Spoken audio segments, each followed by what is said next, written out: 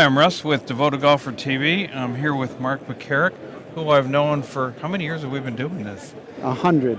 Yeah, not quite, but maybe 10. Oh, no, more than 10. Very, very early on in my career, Mark accepted an unknown geek like me as a Nippon distributor.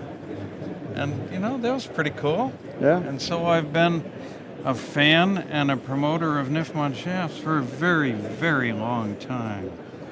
And so Mark gets all the new products over to me, but there is a new one that I don't have yet. Yeah. And we look at the AI profiles, and so rather than me talking too much, let's get Mark talking. So Okay, where do you want to start? let's start with the Modus. Okay. Okay? So explain to me the difference between the numbers that end in 5 and the numbers that end in 0, because my customers seem to think that these are weights. To some degree they're weights, but to another degree they're not.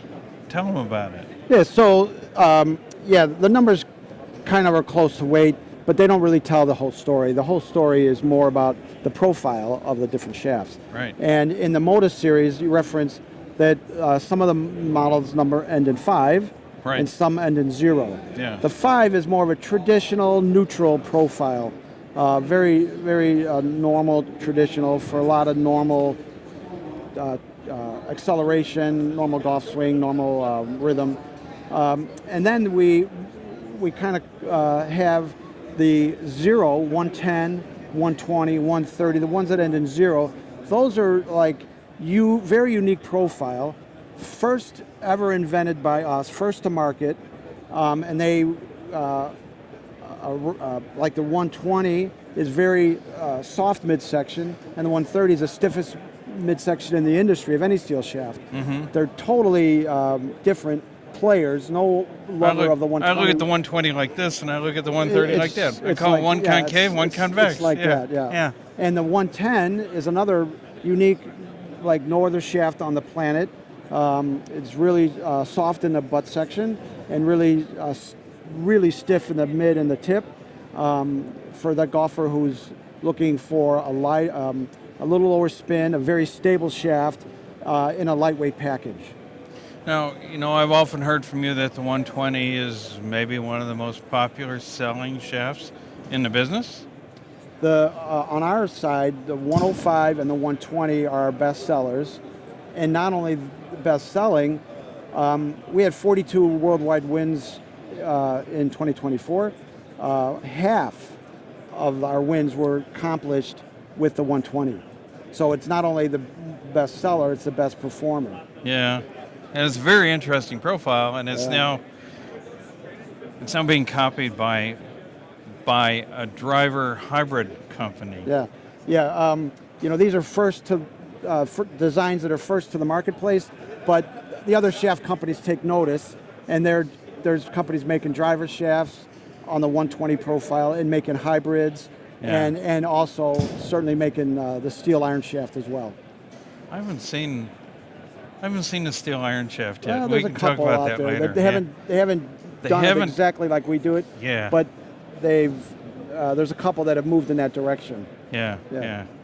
So, it's a stiff butt, loses stiffness, and you can almost see the loss of 120 stiffness. soft butt. Okay. Soft butt, soft midsection, really rigid in the tip. Yeah. When I look at the shaft, that's a 120, right? Yep.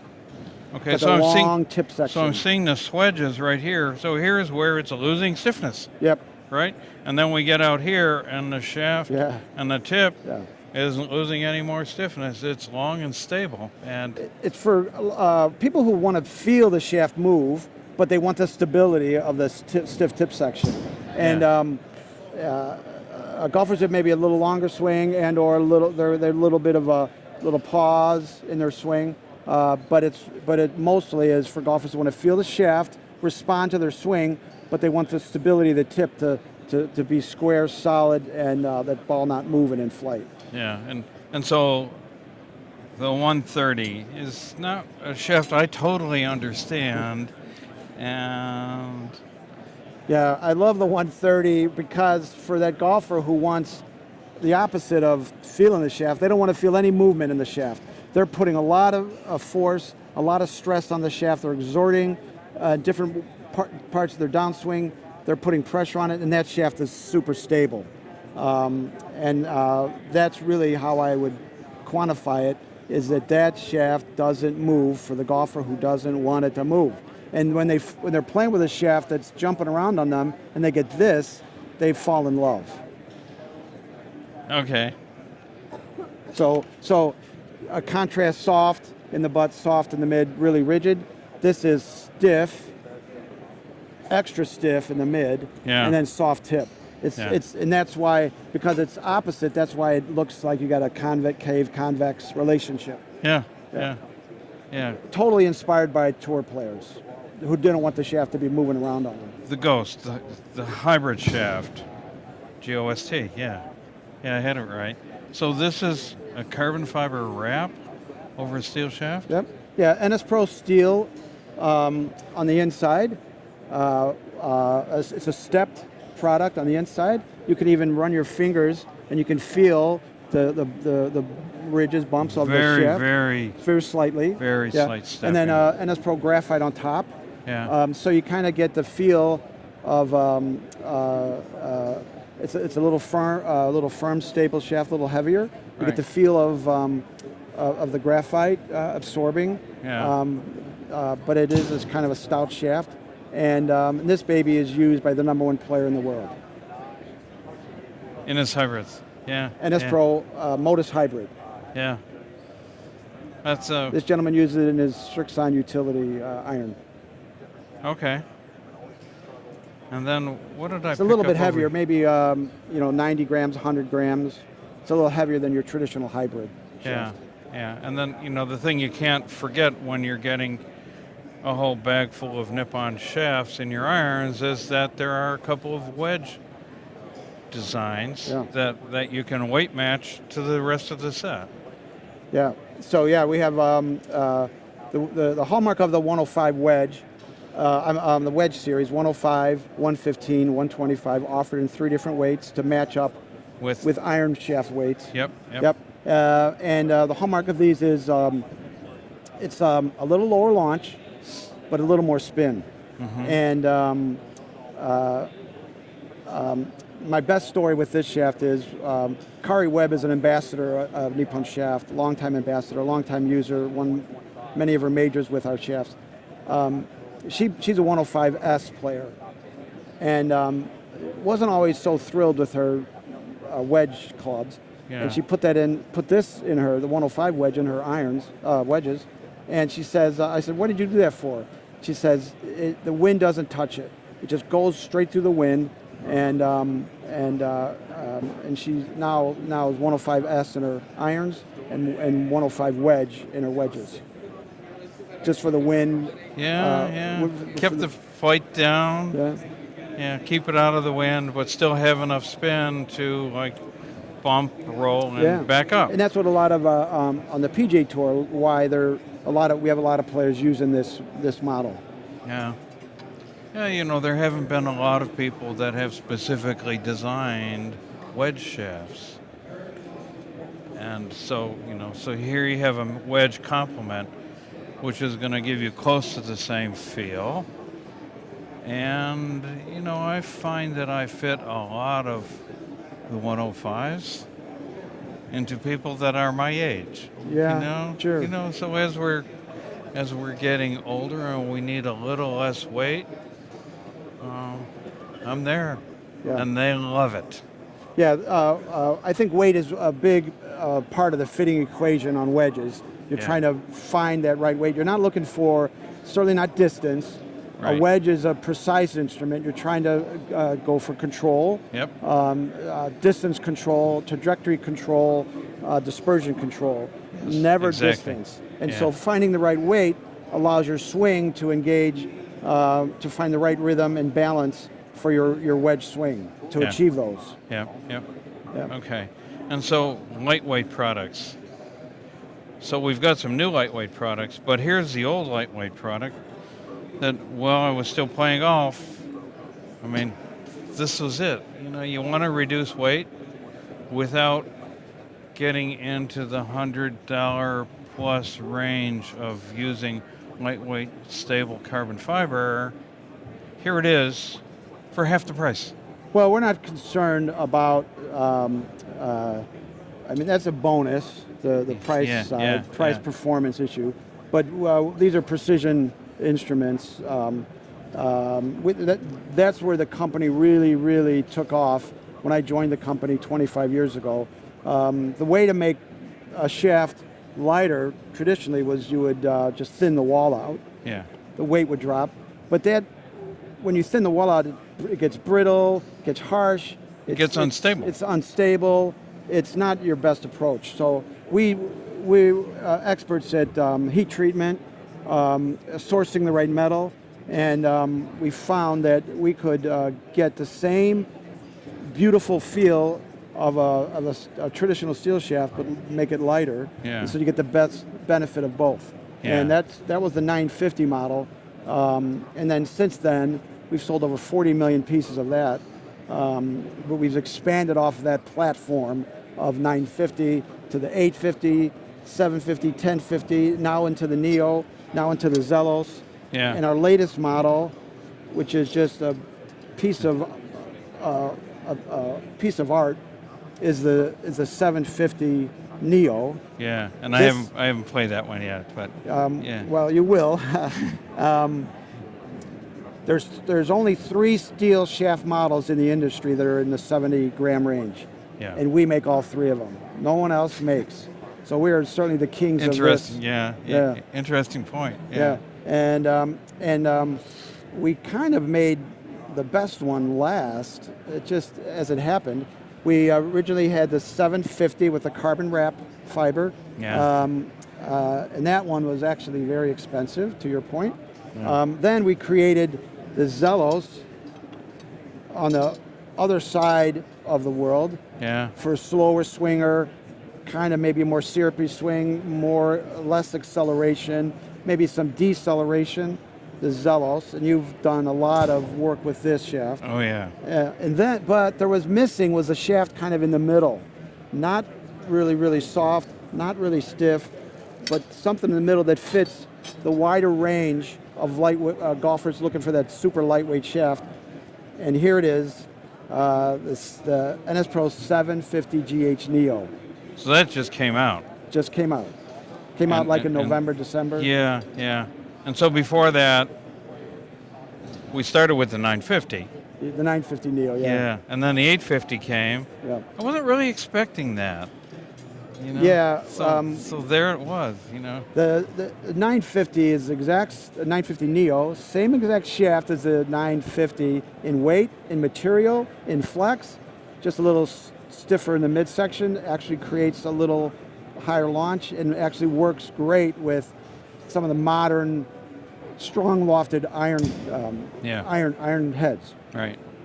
Yeah, so we're because you need to get the launch up a little bit. Yeah, right, because the faces are so strong, flat and strong. Yeah. So 850, 750, kind of on the same premise. That 750, I think, will be one of our legacy products. It'll be around for many years, and many golfers who used to play like a traditional profile heavy or lightweight will now go to this extra super lightweight 750 as they age or lose their And you said something very interesting there, legacy products.